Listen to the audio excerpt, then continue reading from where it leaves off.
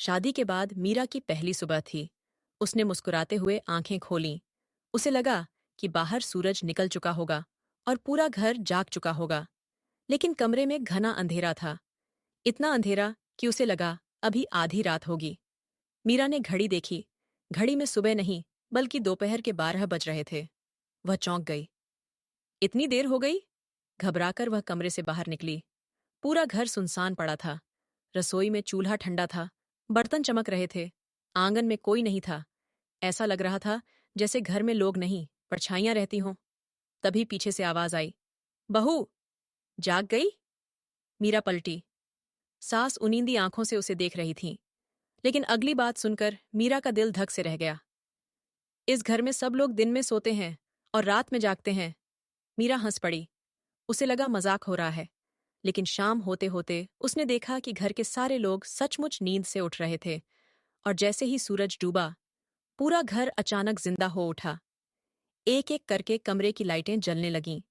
लोग हंसने लगे। काम शुरू हो गए। और मीरा के मन में पहला सवाल पैदा हुआ, आखिर इस घर को दिन की रोशनी से इतनी नफरत क्यों थी? रात के 10 बजे पूरे परिवार ने खाना खाया। 12 बजे सास आटा गूंद रही थीं। 1 बजे ससुर मोटी बही में हिसाब लिख रहे थे। 2 बजे देवर कपड़े धो रहा था। 3 बजे जेठानी पौधों में पानी डाल रही थी। मीरा को सब कुछ अजीब लग रहा था। लेकिन सबसे अजीब बात अभी बाकी थी। एक रात उसकी आंख अचानक खुली। घड़ी में 2 बजे थे। उसे नीचे से हंसी की आवाजें सुनाई दीं। वह चुपके से सीढ़ियों से उतरी। ड्राइंग रूम का दरवाजा थोड़ा खुला था। अंदर पूरा परिवार बैठा था। सबके चेहरे पर मुस्कान थी। लेकिन बीच में एक खाली कुर्सी रखी थी। उस कुर्सी पर कोई नहीं बैठा था। फिर भी सब लोग उसकी तरफ देखकर बातें कर रहे थे। कभी हंस रहे थे, कभी सिर हिला रहे थे। मीरा के शरीर में सिहरन दौड़ गई। अचानक ससुर बोले, अगर वो आज होता तो बहुत खुश होता। इतना सुनते ही मीरा डर गई और भागकर अपने कमरे में लौट आई। उस रात उसे नींद नहीं आई। उसे यकीन हो गया था कि इस घर में कोई बहुत बड़ा राज छिपा है। अगली रात मीरा ने सच जानने की ठान ली। पूरा परिवार अपने काम में लगा था। तभी वह घर के सबसे पुराने स्टोर रूम में पहुंच गई। वह कमरा हमेशा बंद रहता था। अंदर धूल जमी हुई थी। पुराने संदूक रखे थे और एक कोने में लोहे की पुरानी अलमारी। मीरा ने कांपते हाथों से अलमारी खोली। अंदर उसे एक पुरानी तस्वीर मिली। तस्वीर में पूरा परिवार दिन के उजाले में खड़ा था। सब खुश थे।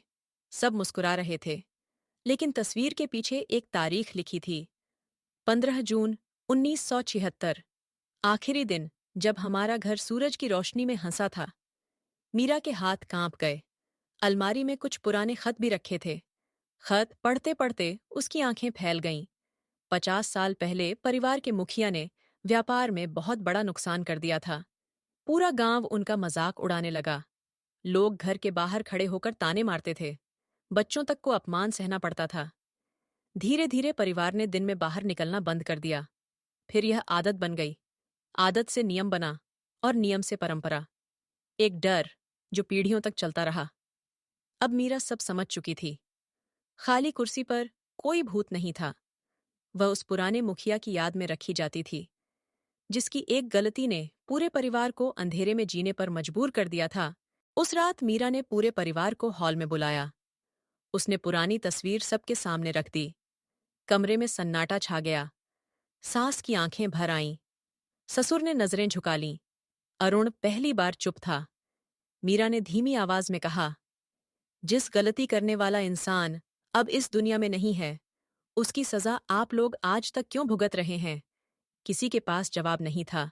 फिर उसने कहा, अंधेरे में छिपकर इज्जत नहीं मिलती, उसका सामना करके मिलती है। सुबह होने लगी। सूरज की पहली किरण खिड़की पर पड़ी। और तभी मीरा ने जाकर घर के सबसे बड़े पर्दे को पकड़ लिया। पूरा परिवार सांस रोके उसे देख रहा था। पर्दा हट गया। तेज धूप कमरे में फैल गई। सास ने आंखें बंद कर लीं। ससुर के हाथ कांप रहे थे। अरुण मीरा के साथ खड़ा था। कुछ पल तक सब चुप रहे। फिर धीरे धीरे दरवाजा खोला गया। परिवार बाहर निकला। पड़ोसी सामने थे। मीरा को लगा शायद लोग हंसेंगे, शायद ताने देंगे। लेकिन ऐसा कुछ नहीं हुआ।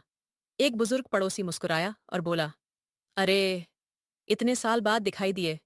बस इतना ही। न कोई मजाक, न कोई अपमान, न कोई ताना। उसी पल परिवार को एहसास हुआ, जिस डर से वे 50 साल भागते रहे, वह तो कब का खत्म हो चुका था। और उस दिन सूरज सिर्फ घर में नहीं उगा था, वह पूरे परिवार की जिंदगी में लौट आया था।